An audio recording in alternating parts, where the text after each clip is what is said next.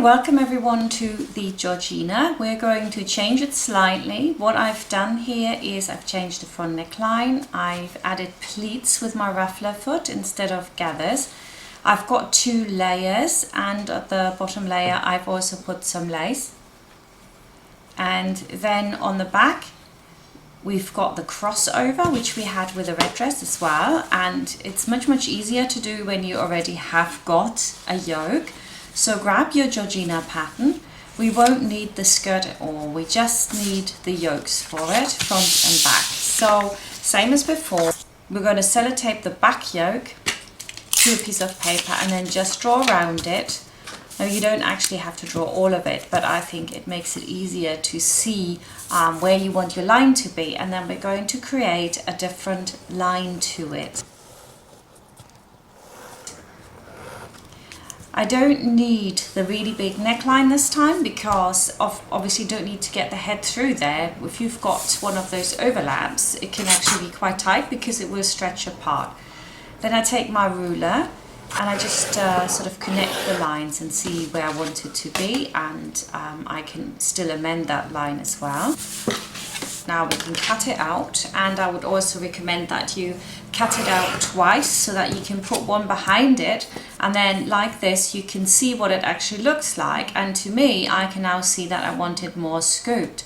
You don't see that when you do it just for one side, so I'm going to give it a little bit more scoop here and cut that away. And now it's very obvious that that would have been a nicer line. It's really funny how you just don't see it unless it's on top of each other, and with that I'm quite happy.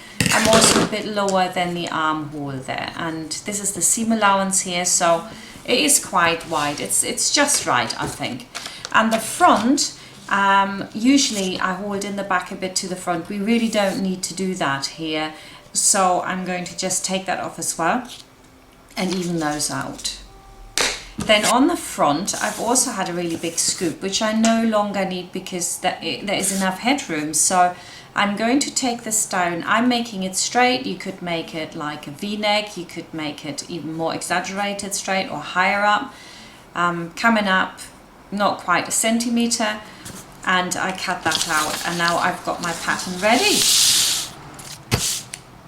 Now we're going to work out how much fabric we need for our ruffles. I've got 18 centimeters across, so that I would need twice. Better write this down, and that would be 14 inches or 36 centimeters altogether. The back is quite literally the same, so all I have to do is times it by 2, and that's 72 centimeters or 28 inches. So I now know that that is the full circumference of the entire top. Okay, so my first ruffle has got to be then times 2 of that amount, because I'm only pleating and I'm not going to put in really tight gathers. That will be times 2.5. So I times it only by 2, that's 1 meter 40. That's 56 inches. And then for my second layer, I need to times that by 2 again, which would give me 2 meters and 80 for that one.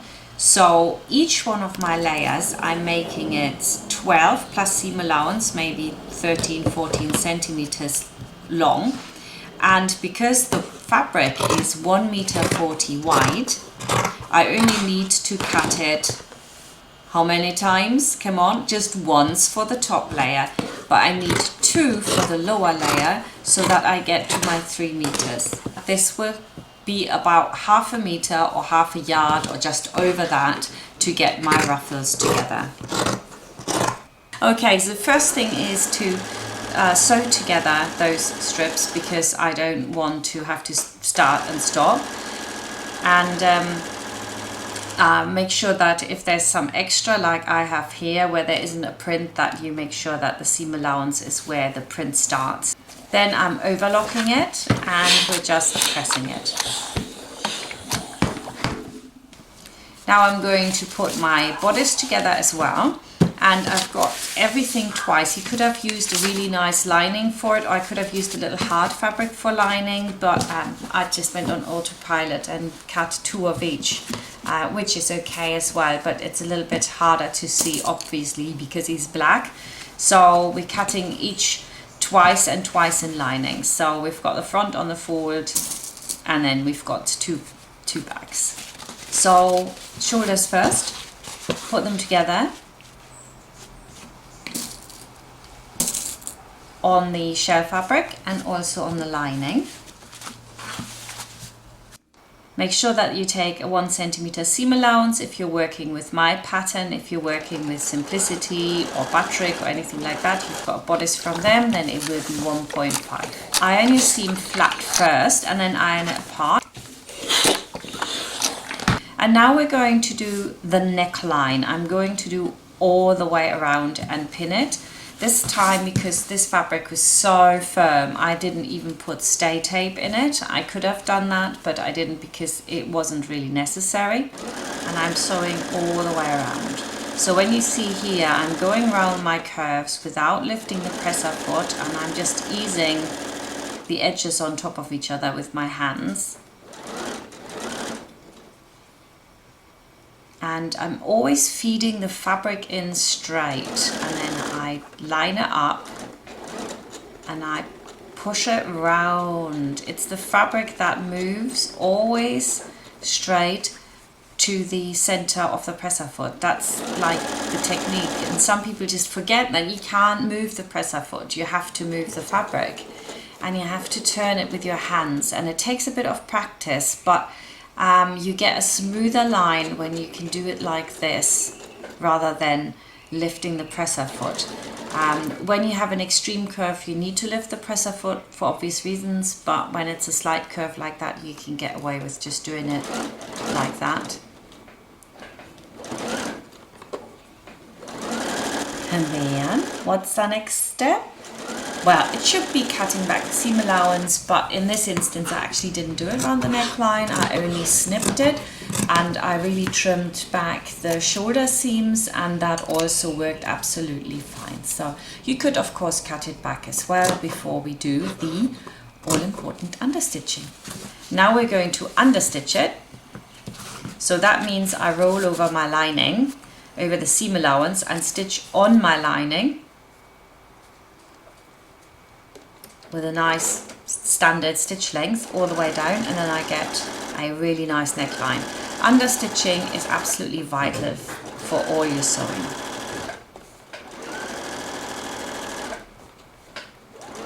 All the way down. There you go, and it looks really nice. I actually like it in the contrast white. Then we're going to press it, and of course because we've understitched, it's really easy to press.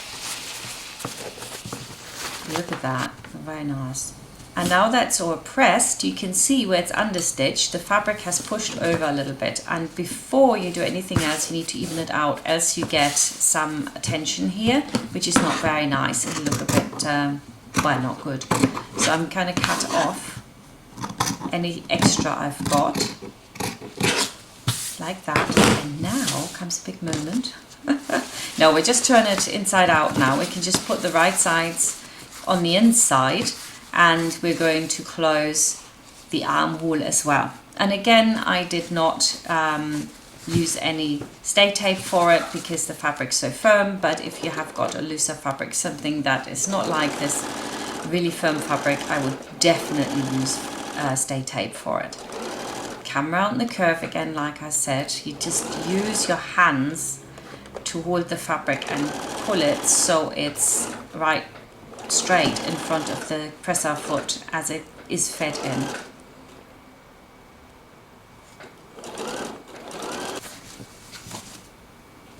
Now we need to cut this back. This we won't get around not cutting it back because we need to release all the tension as well. And also, if you can see here, it looks like this side is bigger, that's the outside. You want the outside to look like that. The inside should be slightly shorter or feel shorter at this point, because otherwise it's not going to sit right when you turn it. That's because of the understitching.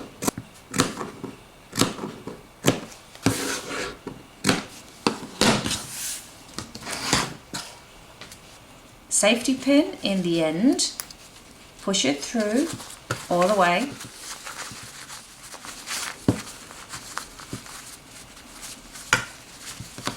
Superb.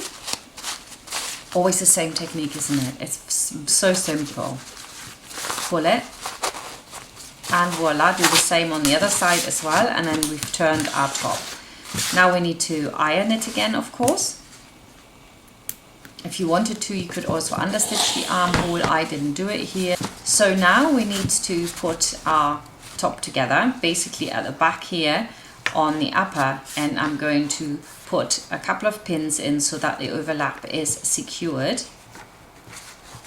Yeah, but leave the lining hanging, only attach it to the top layer, and then we're going to do the side seams in one. So side seams on top of each other, and then we just sew them. 1 centimeter seam allowance, iron the seam apart. And what do we need to do? Yes, get your snippy scissors, and we want to snip either side here so that we release any tension, and then fold it over and give it another press. Now you may actually have worked this so perfectly that everything lines up at the bottom, but obviously that's not always the case. So I would suggest nice and flat, pin it all the way around, and then sew all the way around the edge so that you're catching anything that sort of slightly moved, like mine here, so that you get a really smooth edge and nothing will slip out. There, it's quite extreme at that point, see? So now I've sewn it and I've cut it back so I get a nice even edge to work with. I'm ready to put my ruffles on. So we go over to the ruffler foot, and I've got my ruffle right side down, and I'm just taking the top of my dress and I'm taking the plate off. So I've just got the arm of the sewing machine and I'm putting that underneath it, so the right sides are now facing it. Now I would suggest that you start fairly much either on the center of your dress or top, or you start on the side seam.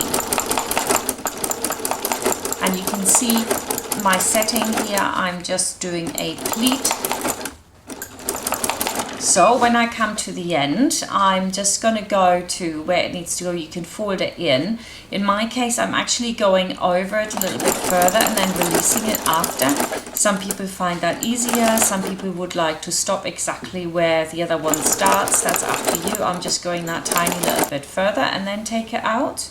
Then we can cut back our ruffle so we can put the next layer on. Just cut it off. And then we pop it back under, place the ruffle in again, put your dress underneath it or the other way around, it doesn't really matter, so that the edges are edge to edge. And then I'm going to do exactly the same. I'm going to put my next layer on. It's so easy, this. And here it is done. I've got it all in, but of course at the back it's still open. So before we close anything, now we want to now overlock that seam that we've just done and put the last ruffle on. That's quite important. Overlock it all the way around, nice and neat. And you might also want to then make sure that you can get in here, and we're going to sew this all the way down. So you might have to release it a little bit like I'm doing here, so that you can get in and make that nice. There we go, overlocked, sewn. And now I just need to close that little bit on the top here. I make my little pleat, sew across there and overlock that as well, and I'm done. Look at that, that's so simple. I love working with ruffles. It makes such a nice feature of a dress and it's so quick. So now I'm going to put some lace on the bottom so I get that really cute little lace edge. So right sides facing each other, I'm going to sew it on, and then I can cut it back, and here, look at that. I can also sew this together if I want to, but first of all, I would cut it back. Always have this little overlap is what I'm saying. And that's it basically. We could sew that. It also needs overlocking before we finish off our skirt. And now that that's done, I see this actually going wrong. I've got this hem on a lot of my stuff and people just don't understand. They leave it hanging. What you want to do is now push the hem so that it hangs just over the edge of your lace, so that it's not like a flat seam, so it looks like you've got a petticoat underneath there. So you need to press that all the way around. That's suitable for everything that has a straight edge at the bottom. It's dead easy to do. It really isn't hard at all. And once that's done, we're going to stitch the seam here in the overlocking. So it's like about, what, 3 centimeters or an inch roughly up. And then with that done, look, it looks like a little petticoat. And now I'm going to press all my pleats down. I don't actually put my iron on, I just steam it just above it so that it's nice and flat, but I don't actually press the iron down. That's the difference. You could also top stitch the layers, which also makes it look nice. You could do that at the top and you could do it at the layer. And there we go, finished. And your head can go through because you've got the wrap over at the back and it looks really neat and clean on the inside. It's that simple to do. I hope you enjoyed this. And well, that's the ruffle done with me. There's no more ruffling now. We're going on to other techniques next week. Thank you for watching and I hope to see you next time. Bye for now.